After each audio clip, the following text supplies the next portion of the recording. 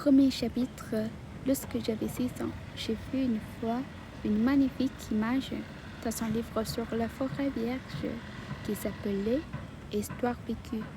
Ça représentait un serpent-pois qui avait l'air fauve. Voilà la copie du dessin. On disait dans le livre les serpents-pois avaient leur proie tout entière sans la mâcher.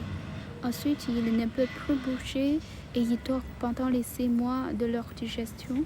J'ai alors beaucoup réfléchi sur les aventures de la jungle et à mon tour, j'ai réussi, avec un crayon de couleur, à tracer mon premier dessin. Mon dessin numéro 1, il était comme ça.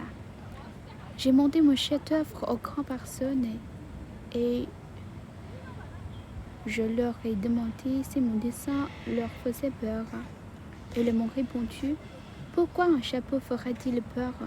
Mon dessin ne représentait pas un chapeau, il représentait un serpent-pois qui digérait un éléphant. J'ai alors dessiné l'intérieur du serpent-pois afin que les grandes personnes puissent comprendre. Elles ont toujours besoin d'explications. Mon dessin numéro 2 était comme ça. Les grandes personnes m'ont conseillé de laisser de côté les dessins de serpent-pois ouverts ou fermés et de m'intéresser plutôt à la géographie, à l'histoire, au calcul et à la grammaire. C'est ainsi que j'ai abandonné, à l'âge de 6 ans, une magnifique carrière de peintre. J'avais été découragée par l'insuccès de mon dessin numéro 1 et de mon dessin numéro 2. Les grandes personnes ne comprennent jamais rien toutes seules et c'est fatigant pour les enfants de toujours leur donner des explications.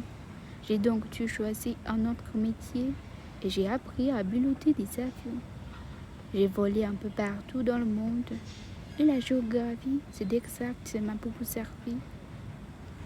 Je savais reconnaître du premier coup d'œil la Chine de l'Arizona, c'est très utile. Si on est décarré pendant la nuit, j'ai ainsi eu au cours de ma vie des tas de contrats avec des tas de gens sérieux. J'ai beaucoup vécu chez les grandes personnes. Je l'ai vu de très près. Ça ne m'a pas trop amélioré mon opinion.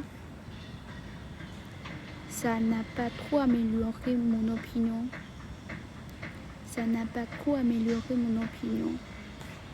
Quand j'en rencontrais une qui me paraissait un peu lucide, je faisais l'expérience sur elle de mon dessin numéro 1 que j'ai toujours conservé. Je voulais savoir si elle était vraiment compréhensive, mais de jour, elle me répondait: c'est un chapeau.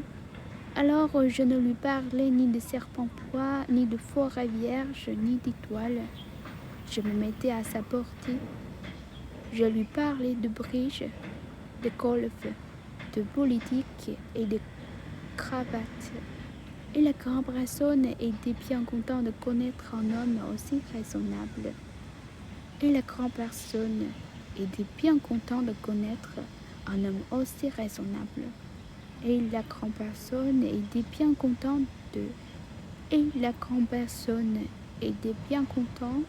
de connaître un homme aussi raisonnable.